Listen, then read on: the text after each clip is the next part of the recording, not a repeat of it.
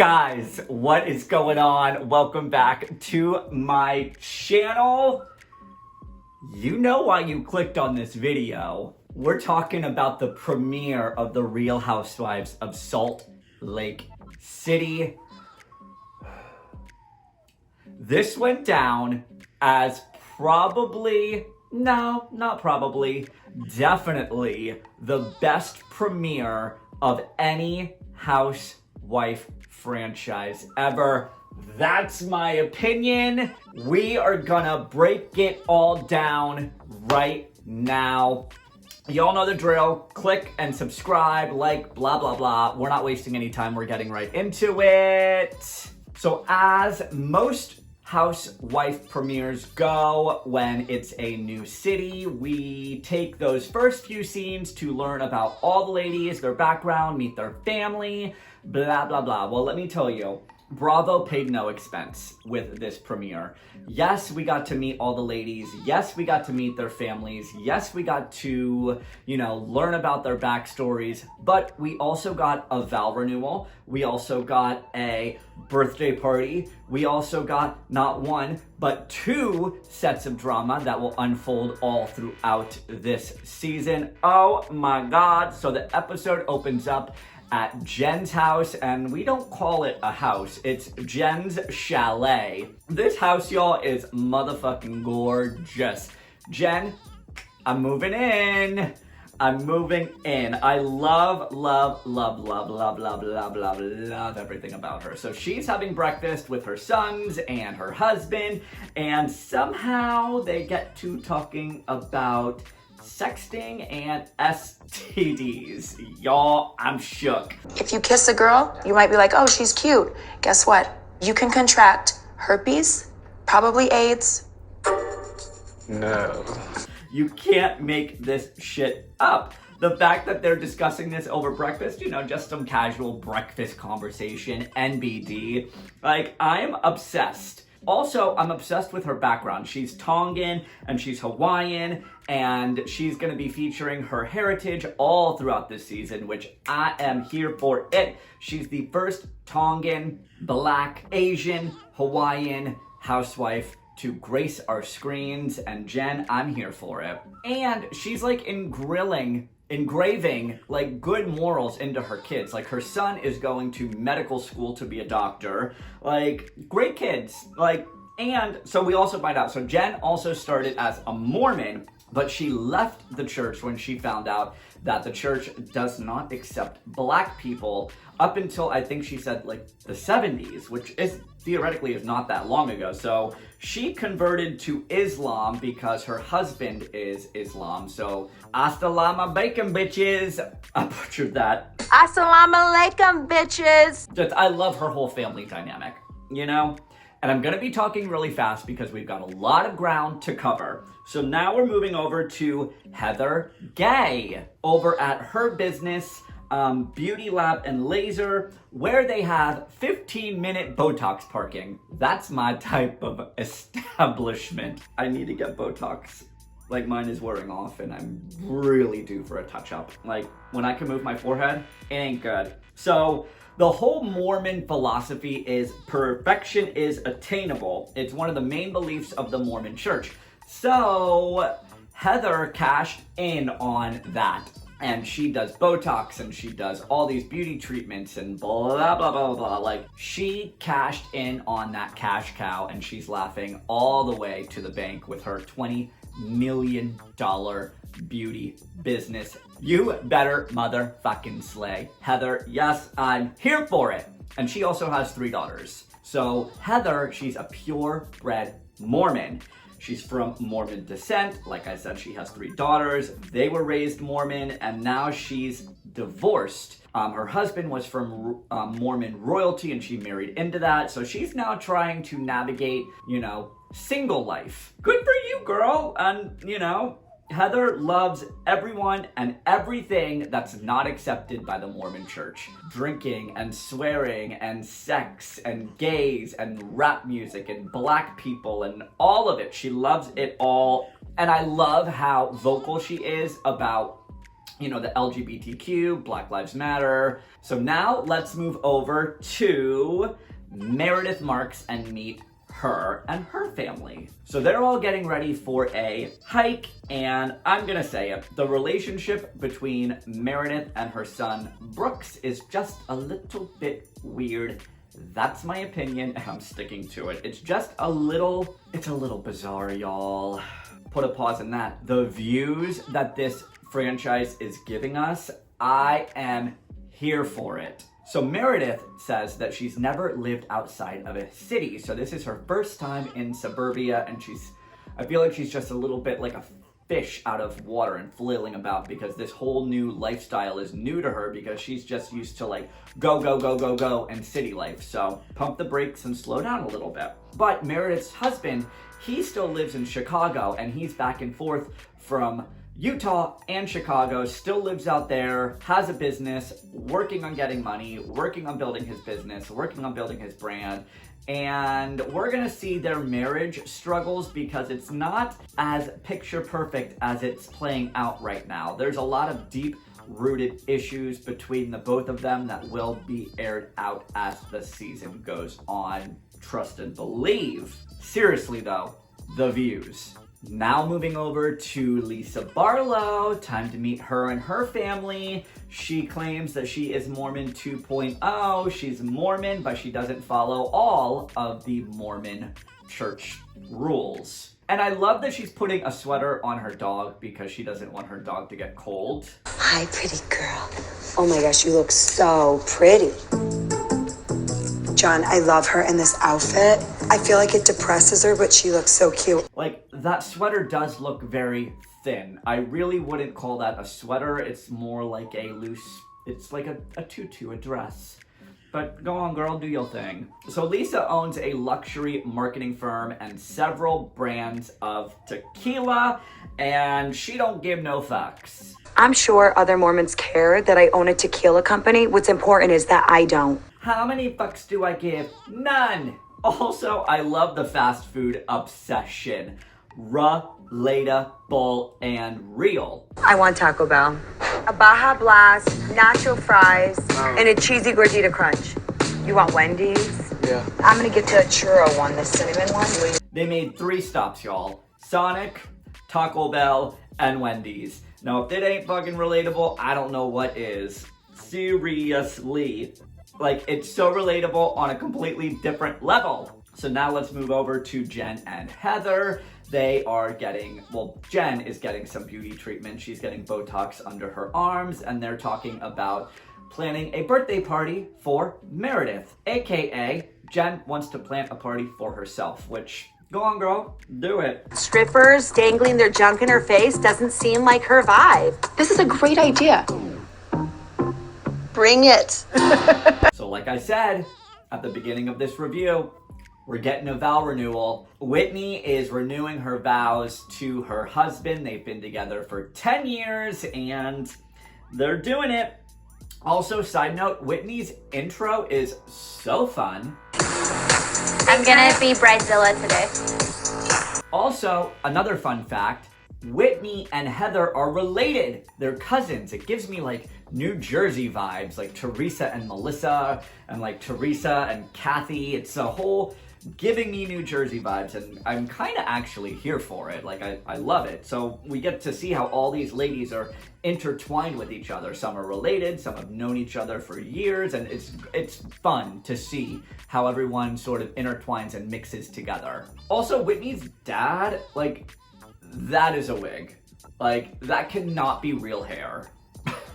It can't. So some backstory with Whitney. She was married Mormon. She grew up Mormon. Her descendants were a bodyguard for the founder of the Mormon Church. And she had an affair with her boss. They were both married. They worked together. She got pregnant. They got married. Now they've been together for 10 years. All of her friends and family, they were like, this is too crazy. She was exiled from the Mormon Church. No one wanted anything to do with her. And 10 years later, she's doing a vow renewal, and her family is like, I'm so sorry that we treated you that way.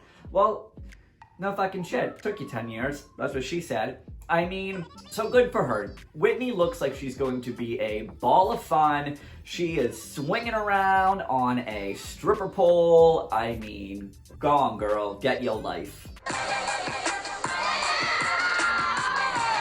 We're still standing, bitches. So now back over to Jen. She's just cruising about with her first assistant. Yes, Jen has several assistants. They're cruising about, talking about this party and everything that needs to get done. And y'all, Jen is a micromanager. Who likes chocolate with raspberry? I think Meredith. Okay, we have to, I don't feel there's no other comfortable choice. right now with what you just told me. Again, though, the views. So now let's move over to the ladies. Meredith, Lisa, and Jen, they're all hanging out together. And the shoes that Jen wore for the snow, y'all, I don't know. I guess that's what happens when you live in somewhere that's like super snowy and wintry all the time. You just get used to walking in the snow, but I would slip and fall and break my damn back. Jen, how do you do it? Those shoes in the snow. Yikes. So they're all, Jen and Meredith and Lisa, they're all connected through parties and events, and that's how they all have come to be in each other's lives, through events. So they're all shooting the shit, and Jen brings up that Heather knows Lisa for like over 20 years. They're so close, they went to school together, and Lisa pulled up, I don't know her. Like, pretended that she didn't know Heather like that. Well, she remembered you. I guess we have different recollections. Yep. Lisa, what's happening here? Like, I'm so confused. Like, that is like a Mariah Carey, I don't know her moment. Also, Lisa implied that Heather was a good time girl and was flashing her titties around. Okay. So, let's talk about it, y'all. The moment's finally here where we get to meet Mary, I fuck my grandpa, Cosby. Mary's fucking crazy. There, I said it. Crazy. So apparently Mary has no filter. If I said it, I said it. Even if it's not good, I said it. She's a Pentecostal first lady, but do not call her a pastor. I don't like to be called a pastor because that's like an old lady. Like, oh, and she fucked her grandpa. There, I said it. But I will say, her snobbiness with couture and designers is giving me epic Sutton vibes. Just saying. So here's how Mary describes the whole marriage with her grandpa. we were kind of a, I would say, arranged marriage type. It was kind of in my grandma's will for us to marry. It's weird, y'all. It is so freaking weird, and it's weird. They'll get over it. Just digest it. But Mary, she's like hyper religious, and she thinks Christmas should be called Christmas, and it's a lot. Mary is a lot to handle. However, there's a rumor floating around, and I don't know if it's true, but I've been reading about it. You can go down the Reddit rabbit hole, the Instagram rabbit hole on your own time. But apparently, she treats her church like a cult, and it's like a very dangerous cult.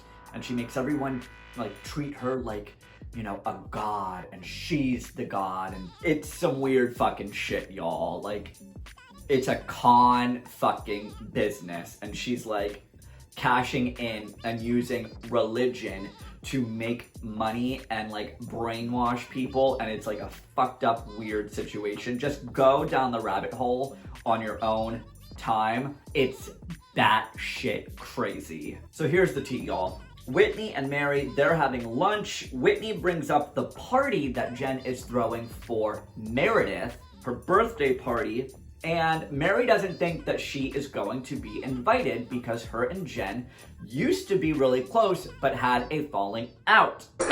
She brought up that I talked about her really bad and that she smelled like hospital.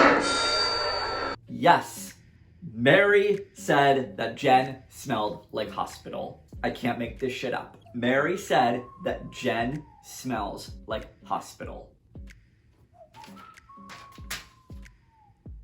Y'all, here's the backstory because y'all probably want the backstory. So Jen was at the hospital because her aunt had to get both of her legs amputated. So she was out to dinner, Jen, with Mary and Meredith and others coming from the hospital to dinner. She hugged Mary, and apparently Mary has like the scent ability of a fucking canine and smelled hospital on Jen and immediately had like a visceral reaction and was like, I'm gonna look.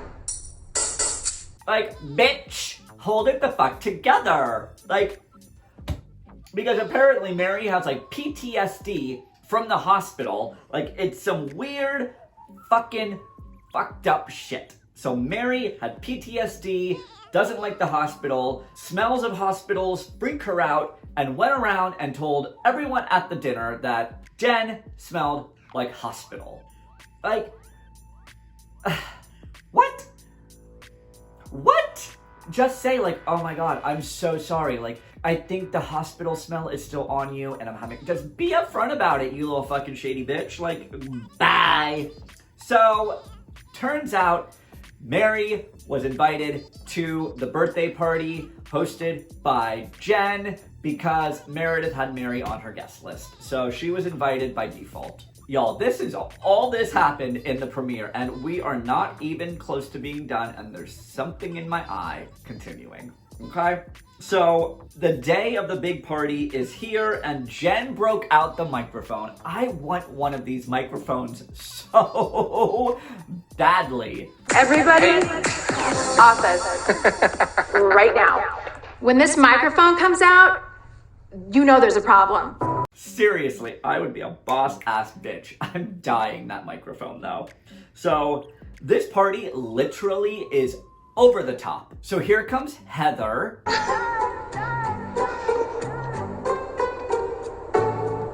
What's going on?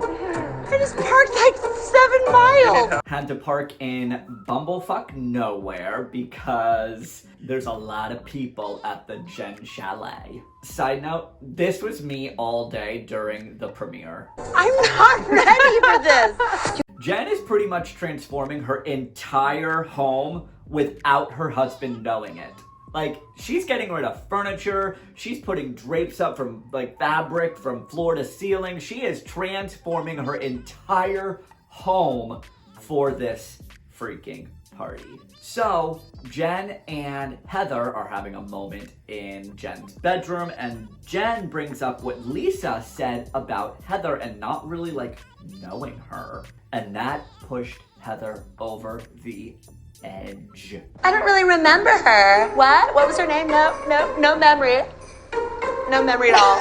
I was amazing. All my friends were amazing. I don't remember her. Drama number 1, y'all. I don't know her. We'll see that play out all throughout the season. But can we just talk about Jen's underboob? Like, woo!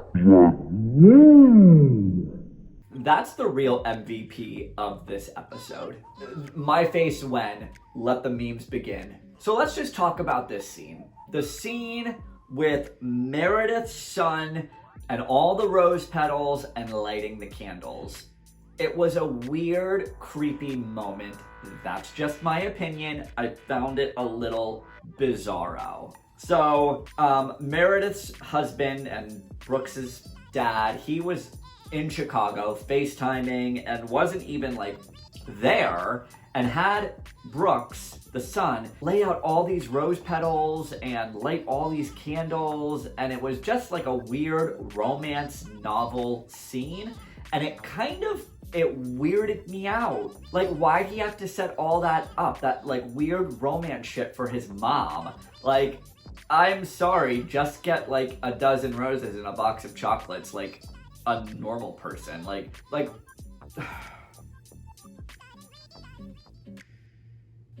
it was just weird, and that's all I have to say. But again, the backdrops, y'all, beautiful. So it's finally the night of the big Jen Meredith birthday party. Everyone is arriving, and this chick, y'all, stole the show.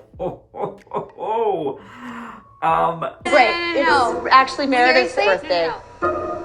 This was your birthday party. It's Miss Shaw's party, but it's not her birthday. No. Oh, shiz. I want to see more of her, please. I really want to see more of her. She gave me like Cameron vibes from Dallas. Oh, shiz. Oh, shiz. Oh, shiz. And this party is not for Meredith. I know this. You know this. Even Meredith knows this. Wow.